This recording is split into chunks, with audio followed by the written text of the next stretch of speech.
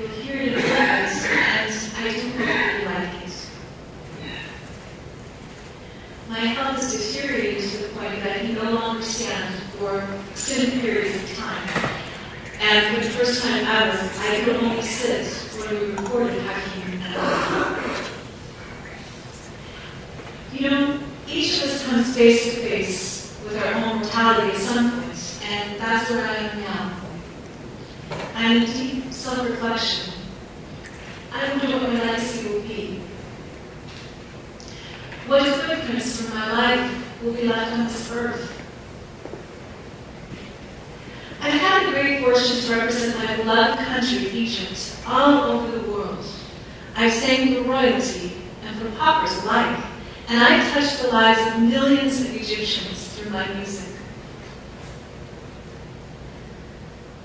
I am humbled that others gained inspiration from my artistry, and I am proud to have provided work for other women and for fellow actors and artists and actresses, cameramen, musicians, and composers.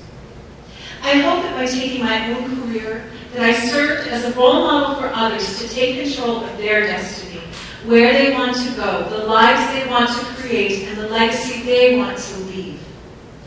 I have staunchly supported literary education, the arts, and artist rights. And I still believe the government needs to support Arab musicians and music. And I think my influence has helped support that cause. Giving back is important. It is our collective human responsibility. And I try my best to live this value by creating charity and supporting causes that were dedicated to improving Egypt.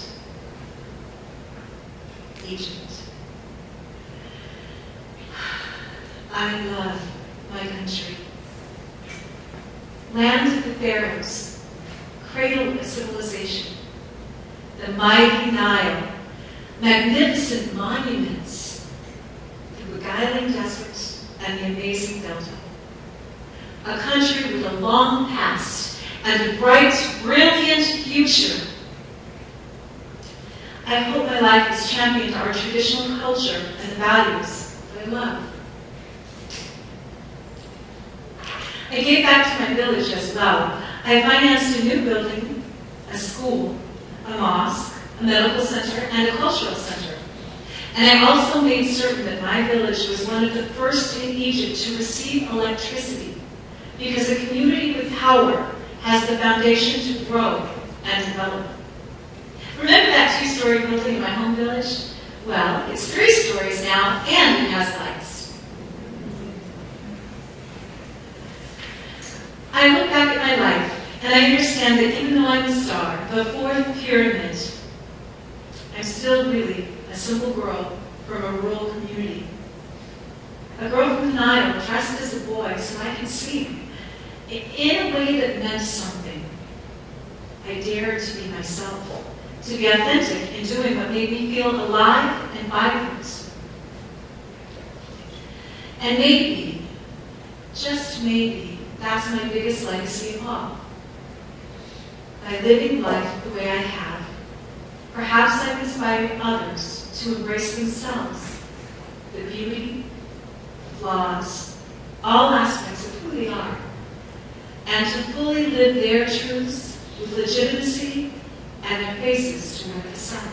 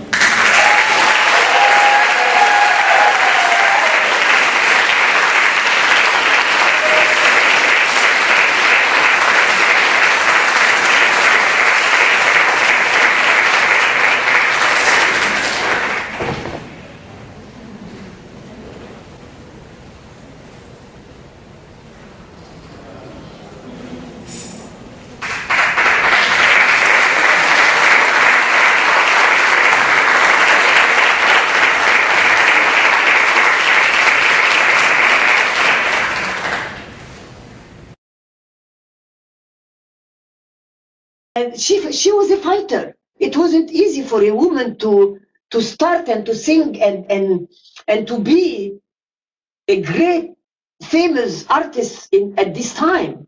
And she started, she did some movies, and then her problem, it was a health problem. That's why she stopped acting. Like she had maybe 6 movies, I think, and she has a thyroid, and that's why it caused some, her eyes changed a little bit. So that's why she always had a black eyeglasses when she was singing. But look at her allure with her scarf, or how elegant she was, her jewelry, her coiffure, her hair, how her chignon, if you said, it's Om Kalthoum, it's Egypt. Om Kalthoum is Egypt. I think my first experience with Om Kalthoum was into Omri, the song you're hearing in the background, and I loved the overture in her original recording, the way the audience went crazy when she obviously stood up to begin to sing, that the show stopped and they had to start all over from the beginning, and that's how much they loved her, that's how they embraced her. And the music is so rich. The compositions, the fact that she had the greatest composers in Egypt composing music for her, but she also opened the door for many of the classic poets who were able to set their poetry to music through her voice. She really enlightened the Egyptian people and people from the whole Middle East to the beautiful classic poetry.